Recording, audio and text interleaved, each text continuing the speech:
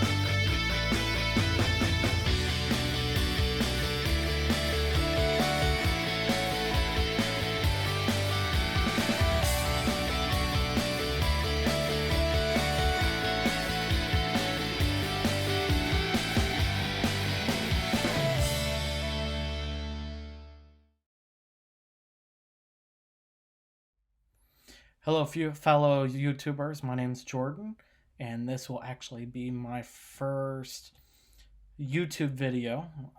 How better off way to celebrate it than or kick it off than talking about the Carson City Mint. So, for those of you who may or may not know, on February 4th, 2020, the Nevada State Museum, which is actually located in the old Carson City Mint, celebrates 150th anniversary of the first coin being struck at the Carson City Mint. And to do this, they used coin press number 1, which we will talk about later in our video, and pressed replica or copy 1870 seated half dollars, which is kind of cool. They were doing a limited quantity of these. You could still or might not be able to call the Carson's or the Nevada State Museum and order one. I haven't ordered one yet. I plan on to, as long as they're not out of stock. But for my fellow Carson City collectors or people that want to collect Carson Cities, why do you want to collect Carson Cities? What is it about a Carson City coin compared to any other coin that has ever been minted make them unique? Could it be the rarity, the beauty, or is it the fact of it's a connection to the Old West? See, for me, it's kind of like the connection of the Old West, of the cowboys and the American dream. People started heading out west to fulfill what they believed was their American dreams for prospecting gold, silver, and creating a whole new life for themselves. So these coins are a connection to that American dream for me. And yet they're also the rarity and beauty of these coins too. So a little history on the Carson City Mint. We're going to go all the way back to 1859, before the mint was even built or open, when the discovery of the Comstock lode was discovered in Virginia City. The Comstock lode actually ended up being the largest gold and silver strike in the United States. And as miners started pulling out millions of tons of gold and silver out of the lode, there became a need to have the silver and gold transformed into hard currency, which is far and in between in the Old West. But for them to do this, the closest mint for their gold and silver to be transported to was San Francisco. Now, San Francisco actually lays about 200 miles west of Virginia City, but you had to cross the Sierra Mountains. And that was dangerous and also expensive to send your coins to San Francisco and also to come back. And dangerous by the fact that they could have been robbed or lost or who knows what going across the mountains. So the citizens of the Nevada Territory actually started pushing Congress to build a mint closer to the lode. Now think about this. Nevada was a state at this point, and they were already trying to push Congress to build a mint. Well, they actually ended up succeeding, and on March 3rd, 1863, the House and the Senate passed the Nevada Mint Bill. A little bit quicker than today's politics, it seems like. If it took them one day for both the House and the Senate to go ahead and pass this. Shows you how important the Comstock load was to America. And it was passed before Nevada was still not a state yet. So Carson City ended up being selected as a new location for a new bit. A little bit of help of Abe Curry, who was also one of the founders of Carson City. And the site was selected in 1865, and Curry,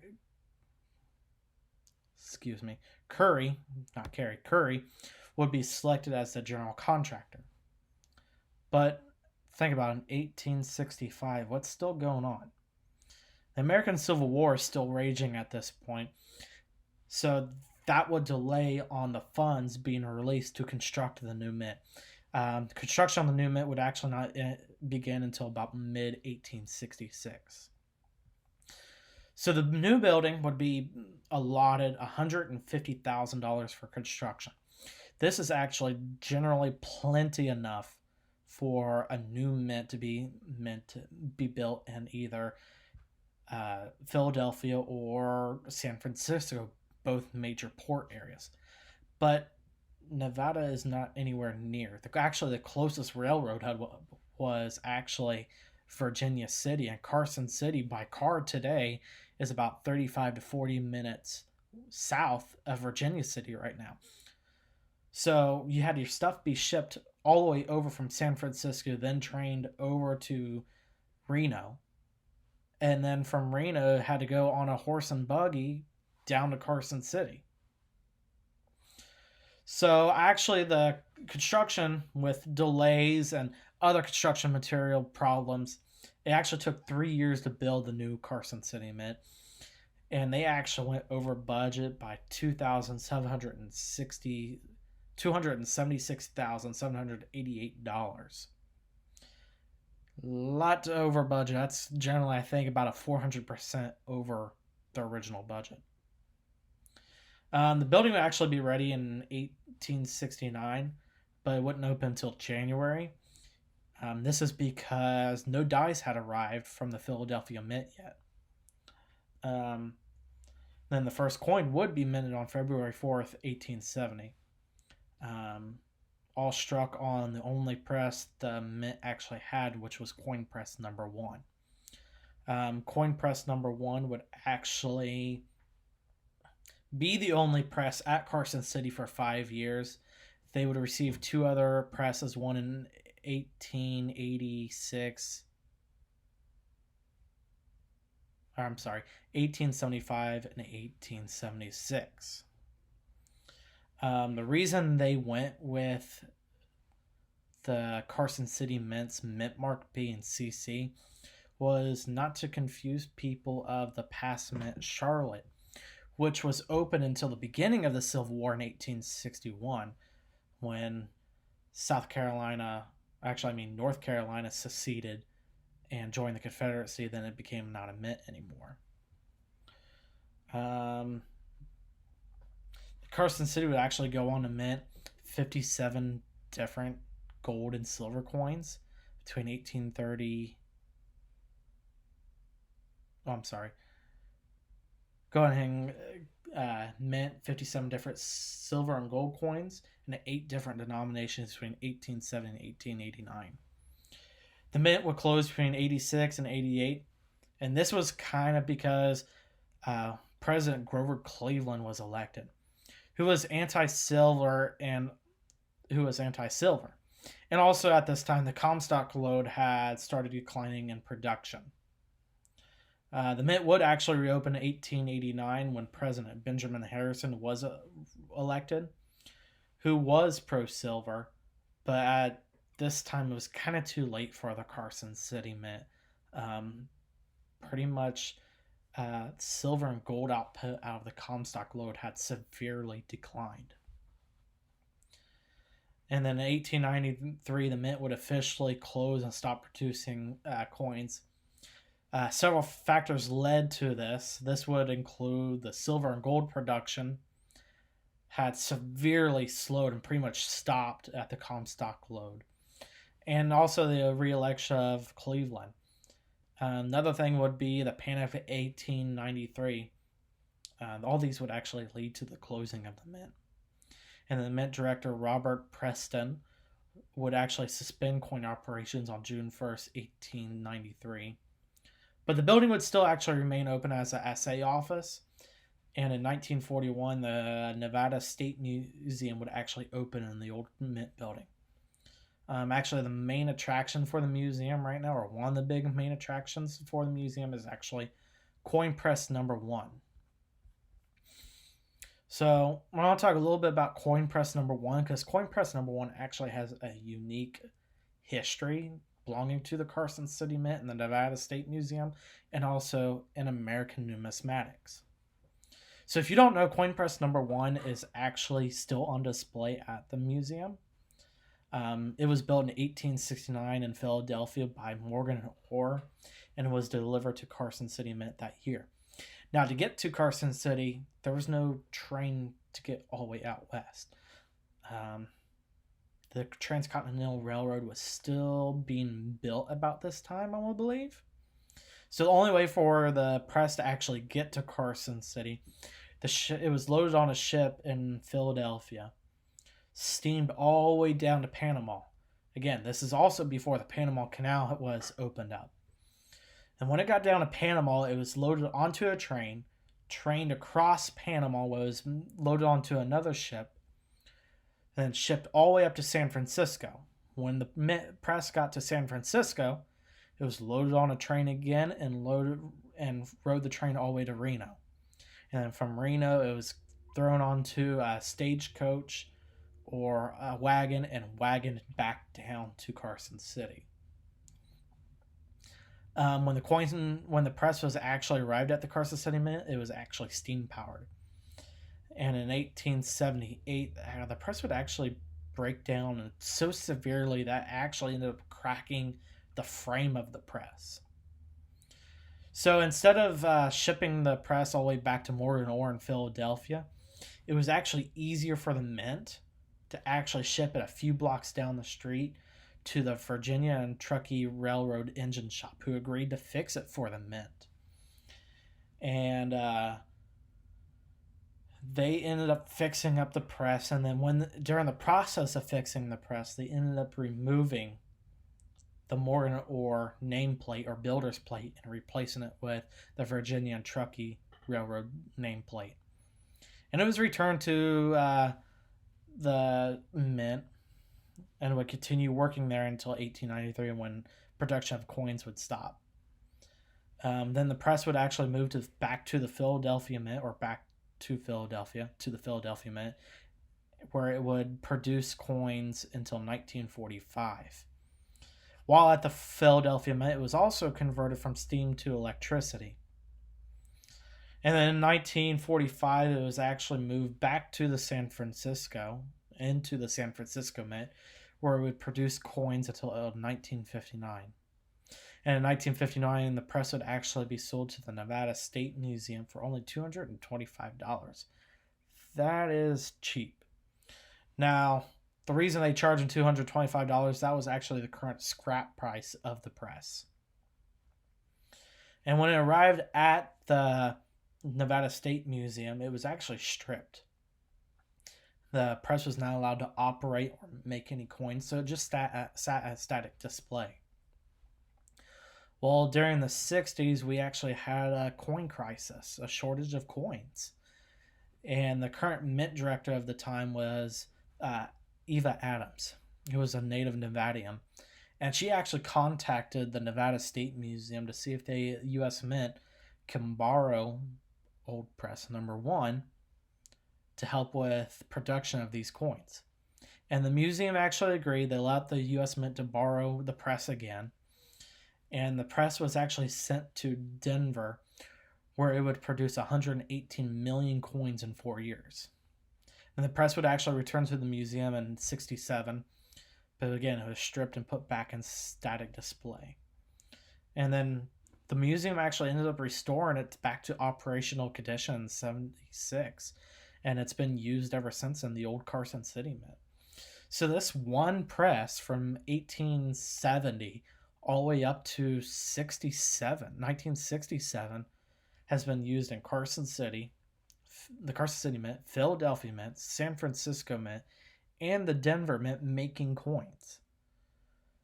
What other piece of machinery in American history or numismatic history can actually say that? That's, in my mind, a very beautiful and a special press. All right, so after going through a little bit of history, we're actually going to take a look at my collection of Carson cities, and I hope you enjoy. They are not all uncirculated. Most of them are circulated examples, but I still go for detail. So I hope you guys enjoy and good collecting. So this is my current collection of Carson City coins. I got 2 GSA examples, if you can tell by right here, that they are an 83 and 84 by the certificate, both graded by NGC. And then I also have an 1877 quarter. That is Carson City. And then, of course, I got Morgans. We got the 78, 79, 80, 81, 82, and then I also got a 90 and 91 Carson City. My current goal right now is to complete a full set of Morgan silver dollars. Right now I am past the 82. I'm working on an 83 Carson City in my coin album, which I will share in a different video or a later video. But let's take a look at this 1877 quarter.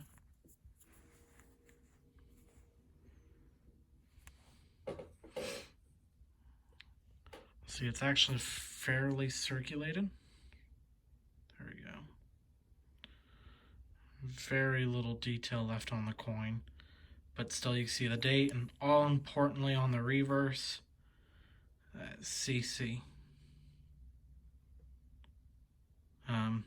This coin generally retails for, if you're looking into getting Carson Cities and can't afford one of the Morgans, this one's actually a good option. Roughly, you can find this coin in this condition for about 50 to 100 bucks, depending on what the current bid is on eBay or any other, but mostly you can get it for about 50 bucks or just over. Okay. And then we're going to go to the first year of issue right here, 1878. And of course, Carson City.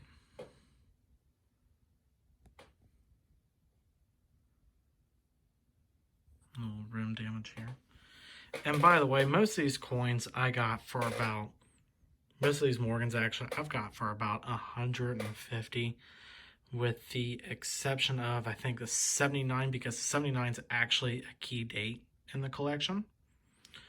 And of course, the 81 and 82, since they're uncirculated, and of course the GSAs, I paid over $200. And the 81 here cost me almost $500 to get. But we'll get to the rest of these coins. Next up is the 79cc. This is actually considered the first rarity in the series of Carson City Morgans. You can see she's got kind of wear down on her high point right here in the cheek. And of course around here on the feather, or her hair right there above the ear. But the cheek's a high wear area for the coin. Along with, if you look here on the reverse, the wear down right here on these circulated coins, that was another high point on these Morgans.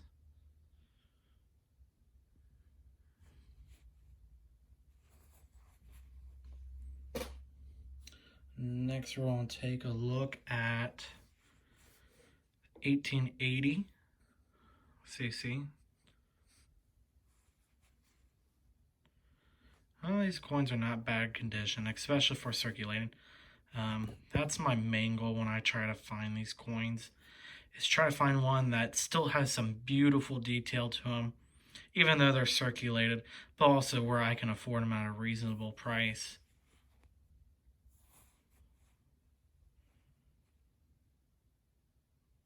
But of course, the main thing's always that mint mark between the D and O of dollar.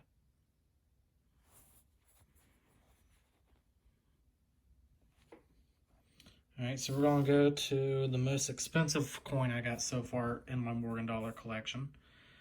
The 1881 Carson City.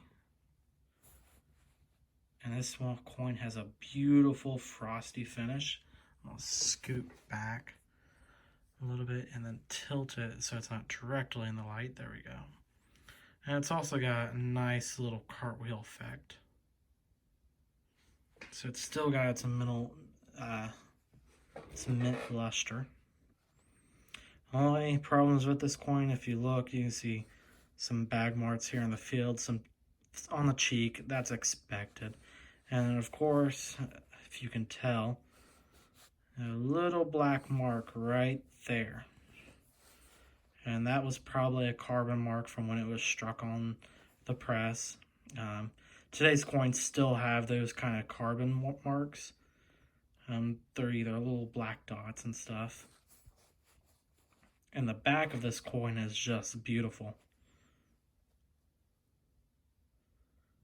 It's a beautifully struck coin.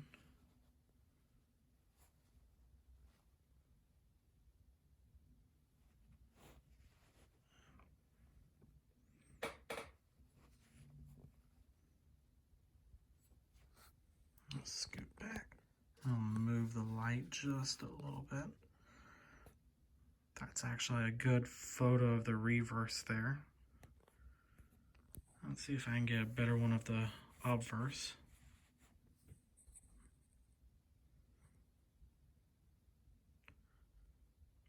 Just overall a more beautifully struck coin. Alright, now we're going to go over to 82.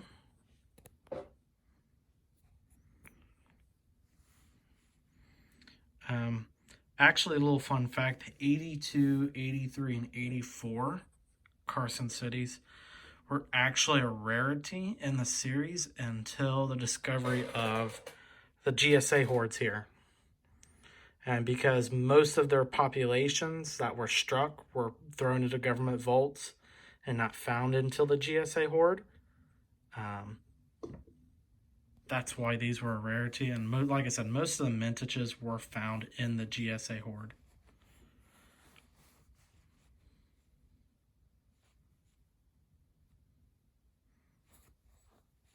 Now, for some reason, I want to say this one's kind of missing. It doesn't have as much luster as the other one, so it might have been cleaned at some point. I'm not 100% sure.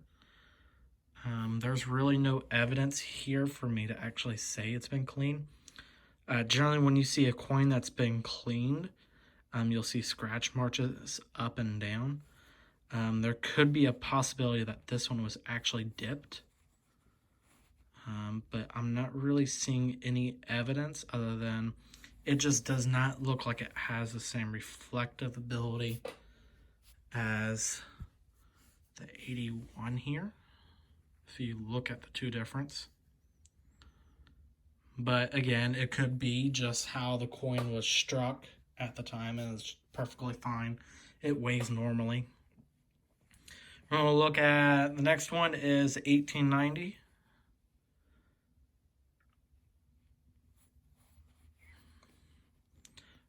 All these Morgans are beautiful, even in circulated grades.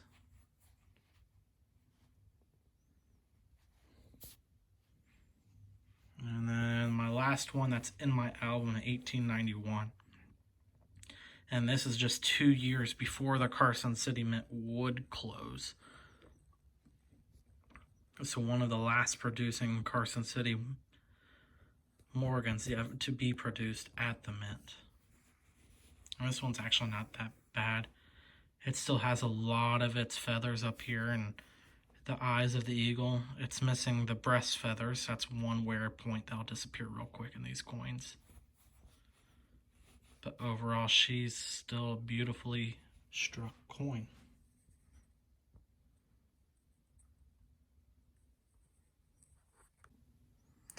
And then last and not least of my Morgans are the 2 GSA Morgan dollars I currently own.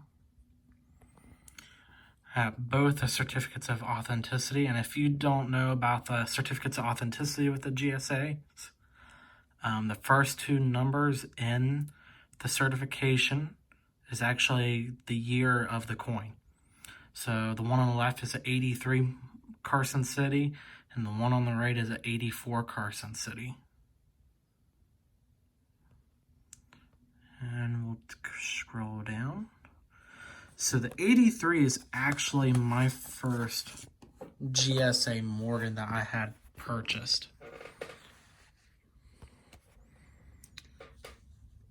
And it was actually bought and graded. And this one came back as a Mint State 62.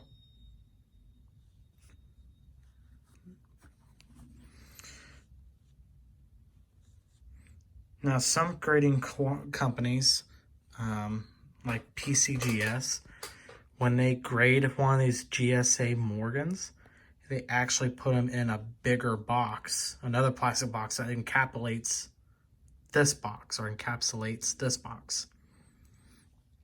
Problem with that, it don't fit in the original box. But if you get your coin graded by Annex or like these coins, NGC, they put a little sticker around it and a tamper seal at the top of the coin.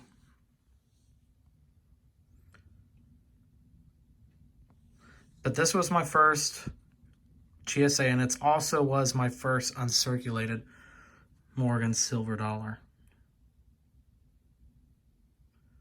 And if we kind of tilt it in the light here, the obverse or reverse does not look too bad. But when we flop back over to the reverse, you can see kind of why I got graded a 62. Just because of all the heavy bag marks this coin endured through. And then my other GSA coin is an 1884 Carson City. This one was actually given to me as a gift. Ungraded. I sent it off to go get graded. I kind of predicted it would come back as a 63 because some of the bag marks in there and stuff. And it actually came back as a 64. So I was about 1 grade off. When you're learning to grade and stuff like that, it's easy to come 1 or 2 grades up or above. Generally, once you really get the handle of it, you'll start getting closer. But this was a gift to me, and I sent it, like I said, I sent it off to get graded. The gentleman who purchased it for me actually told me he actually spent about $200 for this at a gun show, surprisingly. He bought this at a gun show. And when I got sent off to get graded, it came back as a 64, and NGC actually lists the price of this coin at $350. So I made a $150 profit, or if I were to sell it, a $350 profit, because it didn't cost me anything but the grading fees. But I'll go over GSA's history and stuff in another video also. But so far, that's my collection as of right now of these wonderful and mysterious coins from the Carson City Mint.